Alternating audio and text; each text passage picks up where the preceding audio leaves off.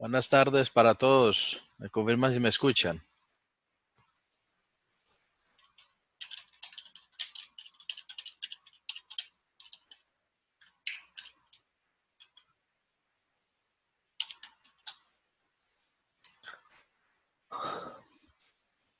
Bueno, muy buenas noches para todos. Sean cordialmente bienvenidos. Vamos a dar inicio entonces a esta reunión que nos convoca en la noche de hoy. Eh, Hoy nos acompañan grupos, perdón, de los programas de administración financiera en todos los niveles y de administración de empresas también hemos invitado a algunos compañeros.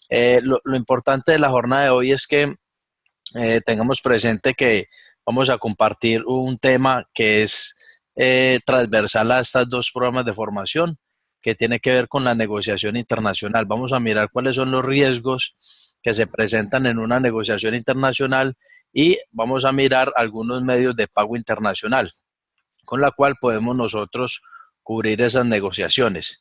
Eh, Todo esto en vista pues de los tratados de libre comercio que tenemos en Colombia y las oportunidades comerciales que va a tener Urabá también en los próximos años. Entonces, de manera que nos podamos ir preparando, ir conociendo algunas de las herramientas que vamos a tener disponibles para llevar a cabo este proceso. Entonces, con las buenas noches para todos, faltando algunos minutos para las 7:40, les estaré enviando a través del WhatsApp a los compañeros un link para continuar la reunión en caso de que no hayamos terminado, ¿cierto? Saben que esto tiene un espacio de 40 minutos, que a los 40 minutos nos saca a todos de manera directa, entonces ahí tengo otro link, se los estaré enviando en caso de ser necesario para terminar pues lo pendiente. Entonces, vamos a dar inicio. Por favor, me confirma si están viendo mi pantalla.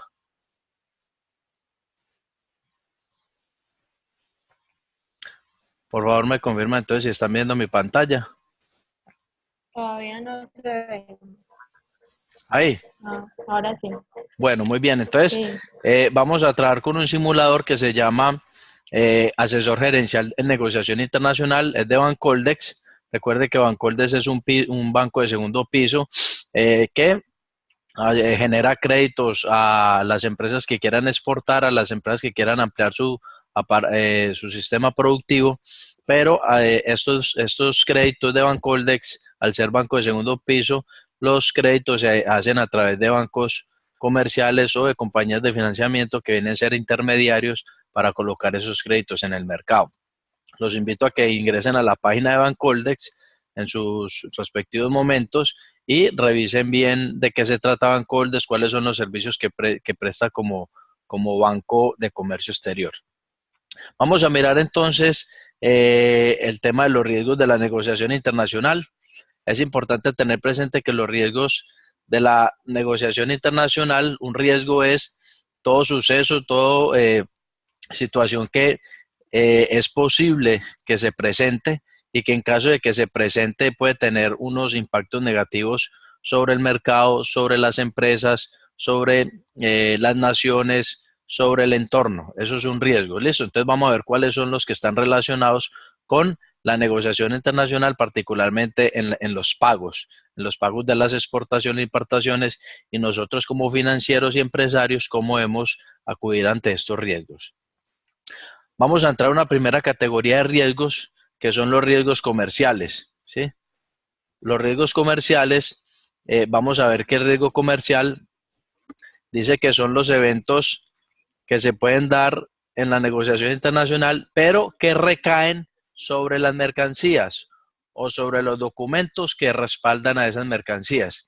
Estamos diciendo entonces que los riesgos comerciales son los que están inherentes a la mercancía, a la entrega de la mercancía, en las condiciones pactadas, en las cantidades pactadas, digamos que en las referencias pactadas entre las partes. Cuando habla de las partes son exportador e importador y digamos que la documentación que se requiere para apoyar ese proceso de exportación e importación. Entonces, cuando hay anomalías en la mercancía, en las condiciones en que se negoció, cuando hay anomalías en los documentos, en la información que soporta a esas mercancías, estamos hablando de los riesgos comerciales. Vamos a ver entonces qué categoría de riesgos comerciales nos hablan un riesgo de no pago.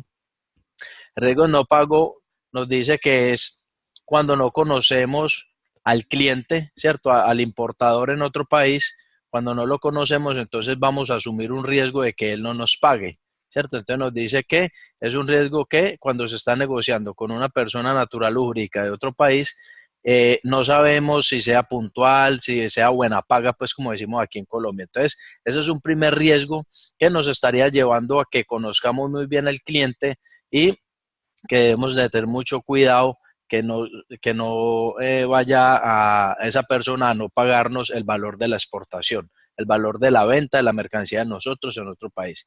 Existe otra categoría de riesgo dentro de los comerciales que es el fraude.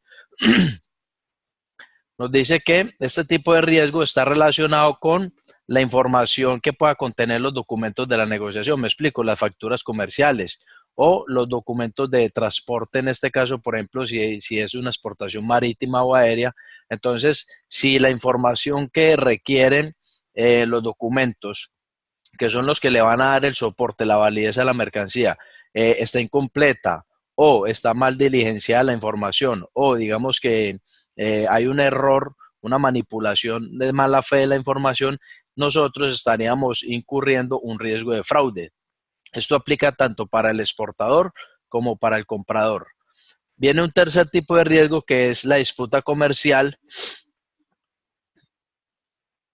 Nos dice entonces que este riesgo de disputa comercial está relacionado, vuelvo y repito, con las mercancías, pero en relación a que eh, cuando nos vayan a entregar el producto que el exportador nos envía, lleguen cantidades o lleguen las referencias que realmente nosotros no habíamos solicitado, no había pactado, ¿cierto? Entonces, por ejemplo, yo había pedido 10 toneladas de azúcar y me llegaron 9 y en el documento dice que hay 10, pero en físico hay 9. Eso genera un riesgo de disputa comercial porque hay inconformidad en las partes, en el exportador, importador y exportador, por las características en que fue entregado el producto, en las condiciones que fue entregado. Entonces aquí por el momento tenemos una primera categoría de riesgos. Me gustaría que por favor ustedes todos tomen nota de estos riesgos, ciertos riesgos comerciales, vuelvo y repito. Vamos a mirar una segunda categoría de riesgos que tienen que ver con los riesgos de mercado.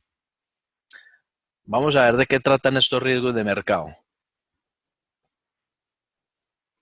Cuando hablamos entonces de los riesgos de mercado, nos dice que son los riesgos por el desconocimiento que tengamos del país de exportación. Aquí es donde se le hace frente a este riesgo a través de la investigación de mercado, el estudio de mercado.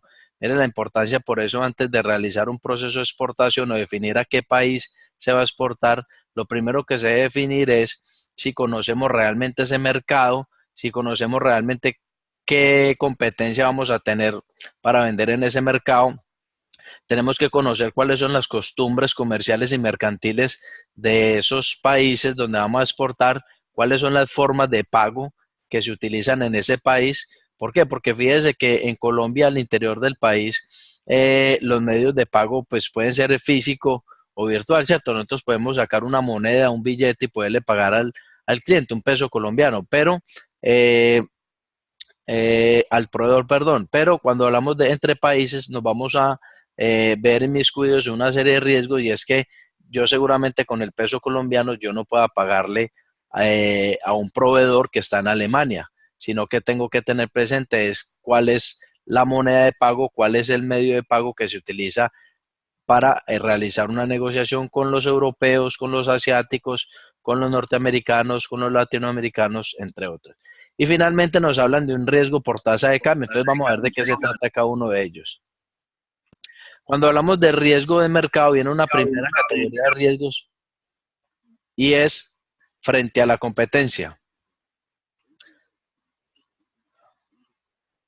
Simplemente es, al no estudiar la competencia, ¿cierto? Yo puedo estar, digamos, incurriendo en ese riesgo porque la competencia puede tener un producto a un menor costo, puede tener un producto con un mayor valor agregado, la competencia puede tener un mejor servicio, una mayor cobertura de la marca en el mercado. Y si yo no estudio eso, si yo no entiendo eso que pasa con la competencia, lo más seguro es que esté incurriendo en un riesgo que se denomina de mercado, particularmente frente a la competencia.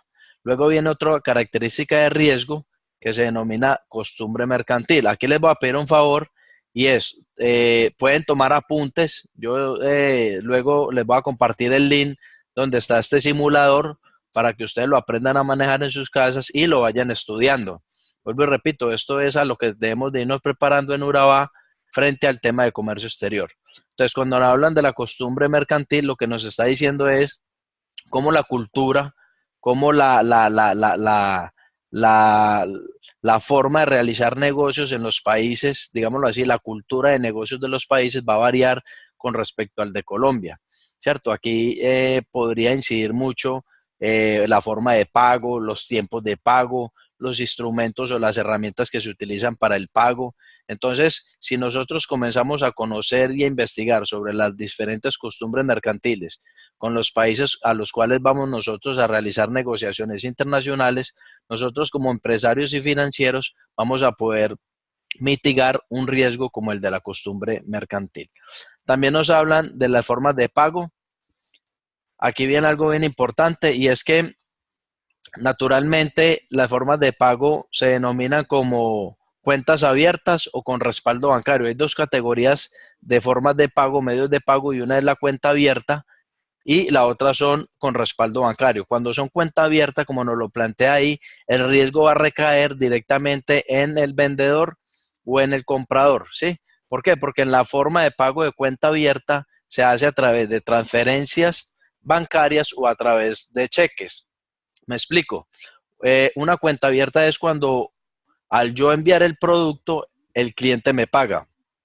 Yo corro un riesgo y es que yo envíe el producto al exterior y el cliente no me paga, lo recibe y no me paga.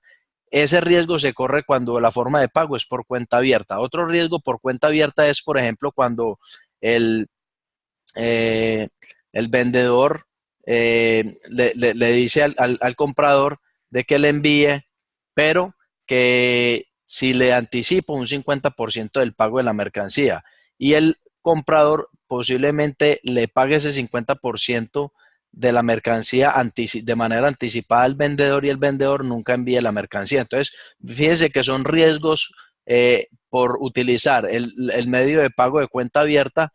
Va a ser un riesgo que va a recaer tanto quien vende como quien compra. ¿Por qué? Porque son riesgos que corren por la buena fe, digamos, por si hay confianza o no hay confianza entre las partes. Como cuando uno le dice a un amigo, préstame 100,000 pesos que mañana te los pago. Entonces, el amigo se los presta a uno y él corre un riesgo de que yo no se los pague. Eso es por cuenta abierta. La otra característica es la de con respaldo bancario. Nos habla de con respaldo bancario y o instrumentos de pago bancarios, como nos lo plantea acá. Y esta tiene una característica distinta y es que aquí hay bancos intermediarios entre las partes. Es decir, las partes no son solamente quien compra y quien vende, sino que también son los bancos y los bancos entran a respaldar el pago de la exportación, de manera que los riesgos se van a mitigar porque ya el riesgo no es de buena fe, sino que ya hay un respaldo institucional, hay un respaldo bancario a nivel internacional, tanto para quien vende como para quien compra.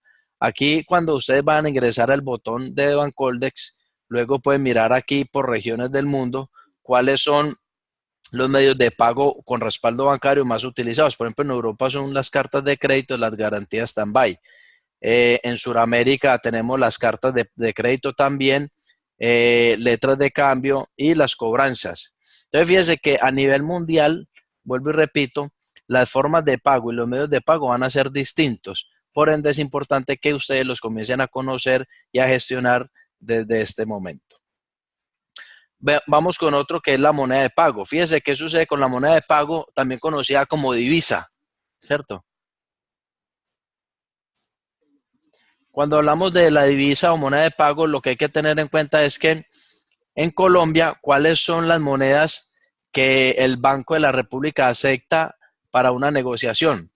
En otras palabras, hay que conocer en el Banco de la República de Colombia cuáles son las monedas con las cuales nosotros podemos hacer transferibilidad y convertibilidad de las monedas, es decir, cuáles podemos transferir desde el exterior a Colombia, desde Colombia al exterior, y cuáles monedas podemos nosotros convertir a pesos colombianos o, por ejemplo, como plantea ahí el ejemplo, al dólar, al euro, al dólar canadiense, la libra, el yen, entre otras. Entonces, el Banco de la República tiene el listado de monedas con las cuales nosotros podemos hacer operaciones. Fíjense que en el mundo pueden existir alrededor de 198, 200 estados, países, y cada uno de ellos tiene una moneda. Entonces, la pregunta es si nosotros podemos realizar negociaciones con todos estos países desde el punto de vista de la moneda. Hay que tener presente eso.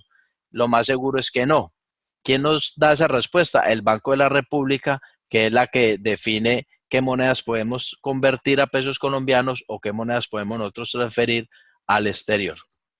Y finalmente viene el riesgo de la tasa de cambio. Recordemos que la tasa de cambio es lo que equivale un peso colombiano con respecto a las monedas o a las divisas. En estos momentos podríamos decir, por dar un ejemplo, que un dólar equivale a casi 3.000 pesos, es decir, que hay una relación 1:3.000. Esa es la tasa de cambio, es poder convertir una divisa a la moneda local, es decir, al peso colombiano. Entonces, ¿qué riesgo se genera ahí? Ustedes saben que las divisas o la tasa de cambio puede estar subiendo y puede estar bajando, puede estar fluctuando en el mercado. Entonces, no es lo mismo yo convertir el dólar a pesos colombianos cuando el dólar está a 3.000 que cuando el precio del dólar está, digamos, a 2.800 o 2.500 pesos. ¿Listo? Bueno, muy buenas tardes por acá, profe. Bueno, muy bien. Entonces, vamos bien. Me confirman si vamos bien ahí con un like ahí con la mano ahí, que aquí lo estoy viendo en pantalla. Listo, Flor me dice que va muy bien. Tatiana dice que va muy bien. Jorge, muy bien. Merlis, ¿cómo vas? Levante la manito ahí para verle la mano y los dedos de la mano. Ah, muy bien, eso. Listo, muchas gracias. Bueno, y los otros compañeros pues que nos van a estar acompañando en este momento. Bueno, vamos a continuar entonces. Entonces, hemos dicho hasta el momento que tenemos riesgos en la negociación internacional. Uno, que es la categoría comercial. Recuerde que este riesgo está relacionado con las mercancías. La segunda categoría de riesgos de mercado es un riesgo que vamos a correr por no conocer a la competencia, por no conocer la cultura de negocios de ese país, por no conocer si la divisa o esa moneda la podemos convertir o transferir con la moneda local, y por no conocer los riesgos de la tasa de cambio, es decir, cuánto puede fluctuar, cuánto puede variar una moneda, una divisa con respecto al peso colombiano. Vamos a mirar un tercer tipo de riesgo, que es de la categoría político. Vamos a mirar cómo este riesgo político también juega un papel importante en la parte financiera de las empresas y en el mundo empresarial. Y este riesgo lo vamos a vivir mucho nosotros ahora con el tema del puerto. ¿Listo? Entonces, el riesgo político nos plantea que es un riesgo del país de destino de la exportación. Fíjense lo que dice el letrero.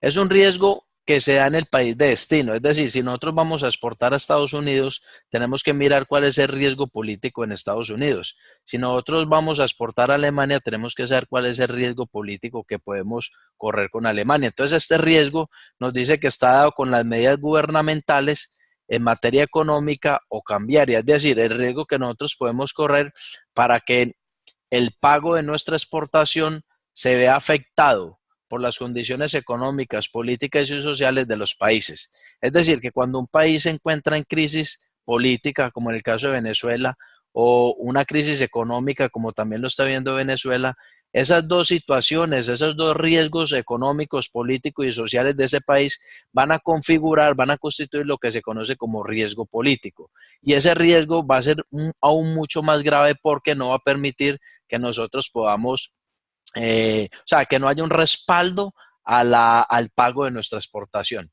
Entonces, para ver un poco más sobre el riesgo político, les tengo aquí otra página muy buena. Como les digo, se las voy a compartir todas. Se llama Coface, es una empresa francesa. Esta empresa, si nosotros, cuando ustedes van a ingresar, le dan clic donde dice estudios económicos, y en estudios económicos vamos a encontrar aquí abajo en esta parte un buscador de países, y vamos a mirar cuál es el riesgo país para cada uno de los países, ¿cierto? Entonces miremos, por ejemplo, que nos dice como si fuéramos a realizar una exportación a Venezuela. Miremos aquí el caso a Venezuela. Por ejemplo, selecciono Venezuela y le doy OK. Le doy OK. Bueno.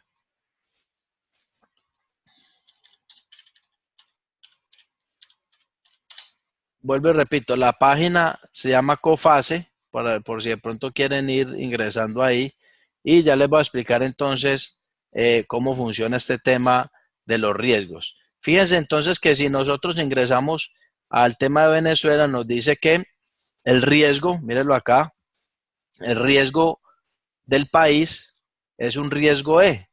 Es decir, Venezuela tiene un riesgo en categoría E. Y el clima de negocios, el clima para hacer negocios en Venezuela es categoría E. Les voy a mostrar qué significan esas categorías de riesgos para que ustedes los aprendan a conocer. Permítanme, abro aquí rápidamente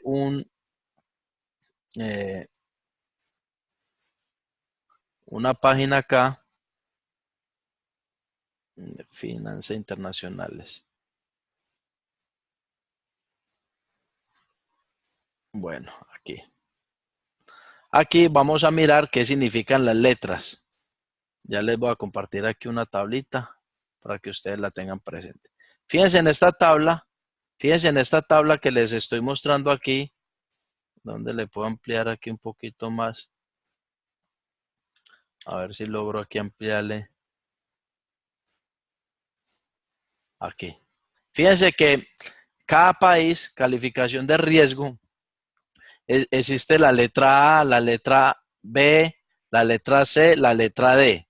A este ejemplo solamente nos muestra hasta la letra D, pero voy a dejar que ustedes le den una leída rápido, ¿cierto? Una repasadita rápidamente a cada riesgo. Por ejemplo, el A1 quiere decir que si yo me encuentro con un país que tiene un riesgo político en A1, goza de una situación política y económica muy estable.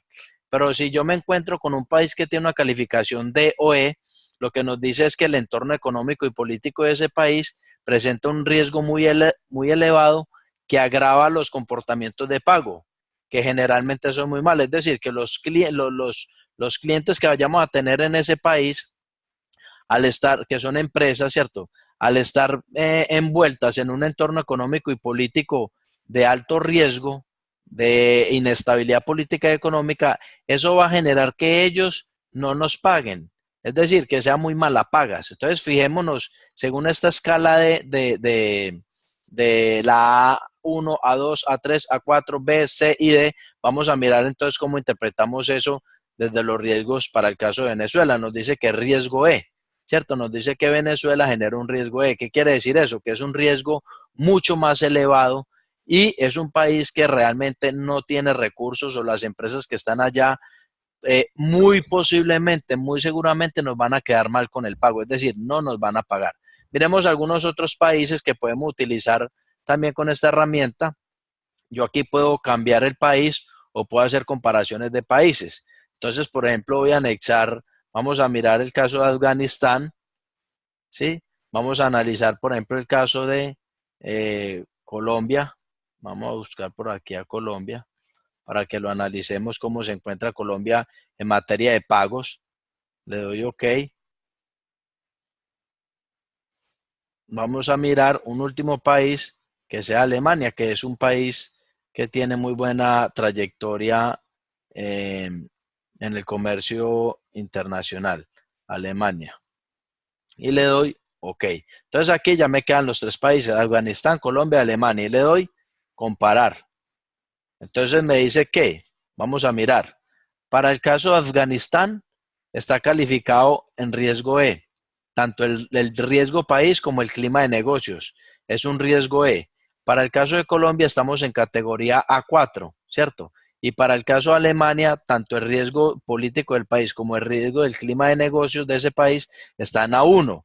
Recordemos entonces qué significa E, qué significa A4 y qué significa E1 desde el punto de vista del riesgo económico, político y financiero a nivel internacional. Recordemos que aquí están las categorías, en el caso de Colombia si nosotros fuéramos a hacer negociaciones con otros países, ellos estarían revisando nuestro riesgo y estarían diciendo, bueno, Colombia en estos momentos tiene un riesgo A4, quiere decir que posiblemente sufra un deterioro de su entorno político y económico, pero eso no va a afectar la capacidad de pago de nosotros. Es decir, aunque estamos viviendo por una situación económica y política que está teniendo deterioro, de hecho lo está teniendo, ¿cierto? Pero no significa que nosotros seamos malapagas, como clientes seamos malapagas. Entonces, eso nos puede librar y nos puede respaldar un poco en la operación. Pero para el caso, por ejemplo, como mirábamos de Afganistán, yo aquí en este cuadro solamente tengo hasta la D, pero si ustedes leen la D, ya se pueden llevar una idea de cuál es la situación que está viviendo en estos momentos eh, Afganistán con ese tipo de riesgo. Y por el contrario, tenemos a Alemania que tiene el riesgo A1, nos dice que su situación política y económica es muy estable. De hecho, entonces son países que nosotros podríamos en estos momentos realizar operaciones fácilmente con ellos y nos estarían pagando pues normalmente la exportación. Bueno, entonces, hasta aquí hemos mirado entonces cuáles son esos tipos de riesgos. Recordemos que el político, entonces nos hablan de la convertibilidad. Es decir, que la situación política, económica de ese país está tan alta, es decir, tiene un riesgo D, E, C o B, que no podemos convertir nuestra moneda a la moneda de ese país, o no podemos convertir la divisa a la moneda local, que sería el peso colombiano, en caso de que si ellos nos fueran a vender a nosotros. Entonces, eso es un riesgo que se denomina convertibilidad, convertir una moneda a la otra. Y de transferibilidad, ese riesgo se genera porque no vamos a poder hacer giros al exterior, así como hacemos giros por Gana, por Efecti, a familiares dentro del país. Entonces el riesgo de transferibilidad quiere decir de que nosotros no podamos contar con ese servicio de girar divisas al exterior para el pago de las exportaciones. Entonces, hasta aquí les he mostrado rápidamente la categoría de los riesgos. Riesgos de la negociación internacional, si bien en tres: comercial, de mercado y político. Vamos a mirar ahorita en qué consiste entonces las formas de pago, pero nos vamos a concentrar en una que es muy importante, que es la carta de crédito de comercio o letter credit, carta de crédito. Vamos a mirar en qué consiste. Vuelvo y repito, yo les puedo compartir este simulador para que ustedes con más calma lo estudien pues en sus casas. ¿Listo? Vamos a mirar en qué consiste ese. Bueno. OLC, muy bien. Les voy a pedir un favor, por si de pronto no nos da tiempo, porque ya vamos a estar sobre unos minuticos, vamos a tratar de no demorarnos para no tener que ingresar al otro link, pero en caso de, yo les estaría enviando el link para que continúe, pero vamos a hacer lo posible en terminar en estos 10 minutos que nos quedan.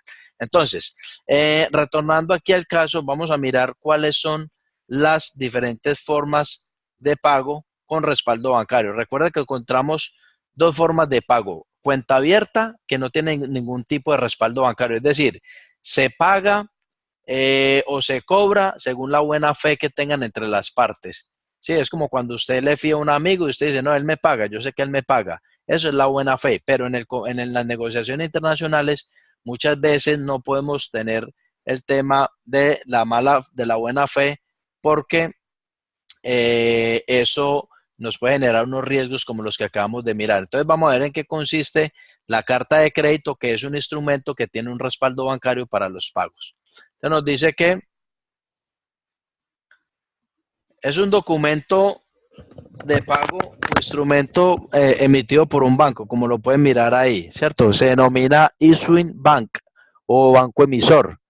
Dice que este banco emisor emite una carta de crédito, ¿cierto? De acuerdo a las instrucciones del ordenante. El ordenante viene siendo el importador. El importador le solicita a su banco emisor, que le abra una solicitud de un crédito.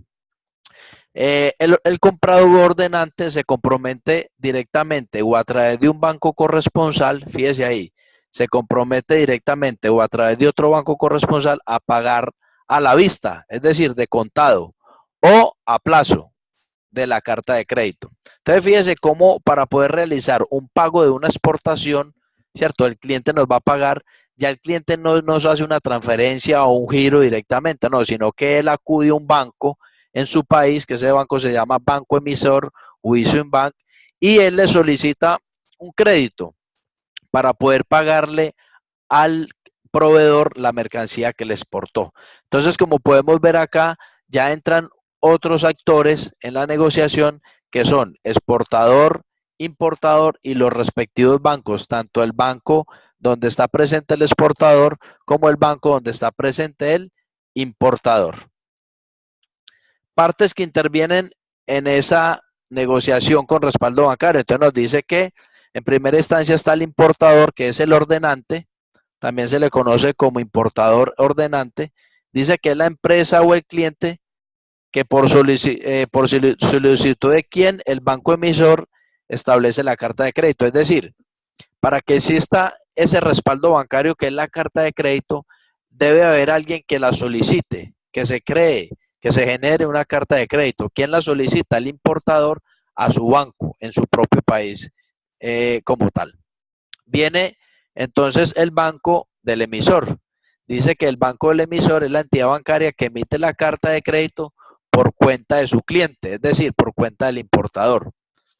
El banco emisor agrega, por así decirlo, su reputación y solvencia a la del ordenante. Es decir, que el banco emisor está respondiendo con su imagen, con su reputación, con su marca, está respaldando un pago a un exportador, es lo que nos está planteando aquí. La otra parte es el exportador, que es el beneficiario de la carta de crédito. Recordemos que la carta de crédito la solicita el cliente, el importador, se la solicita a su banco y el banco la emite a favor del exportador por el valor de la exportación, por el pago de la exportación que se hizo. ¿Sí? Y finalmente tenemos el banco corresponsal, que viene siendo el banco del exportador, el banco en el lugar del país del exportador. Entonces nos dice que puede ser un banco avisador o confirmador. Vamos a ver que cuando el banco simplemente es avisador, como nos lo dice aquí, dice que solamente le notifica al beneficiario de que la carta de crédito ya fue aprobada. Eso es un banco corresponsal avisador. Cuando el banco corresponsal, que viene siendo, vuelvo y repito, el banco del exportador, ¿cierto? Es confirmador también, fuera de que es corresponsal, es confirmador, dice que también ese banco se somete a pagar el pago de la exportación. Me explico. El importador compra una mercancía al exportador. Para podérsela pagar, va a su banco, ¿sí? Va a su propio banco en su propio país, solicita que le genere una carta de crédito a beneficio del exportador. El banco emisor, Issuing Bank, emite una carta de crédito, ¿cierto? Donde le va a respaldar el pago de la exportación al exportador. Pero ¿cómo lo hace? Lo hace a través de un banco corresponsal, que es el banco que se encuentra en el país del exportador. Y ese banco le va a servir de avisador, es decir, le va a decir al exportador, vea, esté pendiente que ya le aprobaron la carta de crédito a su cliente, el banco del cliente ya le aprobó la carta de crédito y se la van a pagar. O el banco corresponsal puede ser de confirmador en el sentido de que no solamente le va a avisar al exportador de que ya le aprobaron la carta de crédito para que se le pague la exportación, sino que también ese banco corresponsal hace parte del pago. También hace parte del pago. ¿Siguen la idea? Me confirman si siguen la idea. De todas maneras, tomen apuntes para que podamos resolverlas mañana en el encuentro. Y finalizamos diciendo, vamos a ver qué tiene una carta de crédito. Vamos a mirar cuáles son, y con esto terminamos, cuáles son las características que tiene la carta de crédito. Vuelvo y repito, yo les voy a compartir el link para que ustedes lo lean y con ese link ustedes pueden resolver todo tipo de dudas. Me quedan 4 minutos, con esto terminamos. Entonces, esta es una carta de crédito donde el importador, que es el ordenante, mírenlo aquí, ordenante, la empresa Hoteles La Margarita S.A., que está ubicada en Venezuela, en Caracas, le solicita a Beneban, que es el banco Issuing Bank o banco emisor, el banco del importador, que le haga la apertura de una carta carta de crédito irrevocable. ¿Irrevocable qué quiere decir? De que ninguna de las partes la puede modificar. Tiene que ser una carta de crédito que si quedó con esos valores, con esas características, con esa información, no se puede cambiar, salvo que las partes lo acuerden. Entonces, la empresa de Venezuela, que es la que hizo la importación, es toda esta información de las casillas 50 y 59, ¿cierto? Y la información de la empresa a cual se le va a beneficiar con la carta de crédito, es decir, al vendedor o exportador, lo tenemos en Barranquilla. Ese es el exportador. Mauricio Ortegón García es el que está representando a la empresa exportadora. Fíjense que más abajo tenemos la moneda, que es en dólares. El valor de la mercancía son $67,000, también está en letras. Y finalmente plantea si es una carta de aceptación a la vista, es decir, de contado, o si es de negociación, o si es de pagos diferidos. Aquí nos dice que se acepta a 90 días. Es decir, que el exportador no va a recibir el pago de manera inmediata a la vista, sino a 90 días. También dice si permite hacer exportaciones, embarques parciales, si son permitidos o no permitidos. Los embarques parciales quiere decir de que si el cliente me solicitó a mí 2,000 unidades, en un primer momento le envío 1,000 y en un segundo momento le envío otros 1,000. Esos son embarques parciales. Aquí dice que no. Aquí en este caso tendría que ser que el exportador le tiene que enviar todas las unidades completas en un solo embarco, en una sola exportación. Y como podemos ver aquí, vienen los términos, los puertos donde se embarca: en Barranquilla, puerto de destino que es en Venezuela. La fecha límite del embarque tiene que darse antes de que se finalice la carta de crédito. Fíjese que la fecha de vencimiento de la carta de crédito es el 09/07/19, el año 2009, mes 7, día 19, es decir, 19 de julio del 2009 se vence la carta de crédito. Y el embarque tiene que darse el 1 de julio del 2009, es decir, se tiene que dar con 18 días de anticipación a la fecha de vencimiento de la carta de crédito. Entonces, estos son documentos que ustedes más adelante los van a aprender a diligenciar y los van a aprender a interpretar dentro del área financiera y del área empresarial. Y aquí finalmente tenemos los famosos 5 términos de negociación internacional, que también podemos ir estudiando sobre ellos, profundizando sobre ellos. Y finalizo diciendo que estos son los documentos, estos son los otros documentos que se deben tener en cuenta para la operación: las facturas comerciales, el conocimiento de embarque, que en este caso es el documento de transporte terrestre, porque es Colombia, Venezuela, que es país fronterizo. Si los fletes deben de ir prepagados o se pagan cuando lleguen a Venezuela, aquí dice que se deben de pagar antes de que salga de Colombia. Se deben de tener otros documentos como el certificado de origen, el certificado de inspección y el certificado de sanidad. Asimismo, una autorización de embarque, una póliza de seguro. Entonces termino diciendo que es un crédito documentario con respaldo bancario, porque la única forma que tienen los bancos para pagarle al exportador la mercancía, ¿cierto?, a nombre del importador, sí y solo si se presentan estos documentos que estamos viendo aquí en la casilla 46, factura comercial. Bueno, muchachos, entonces con esto hemos terminado. Yo les agradezco haber asistido. Mañana resolvemos las dudas e inquietudes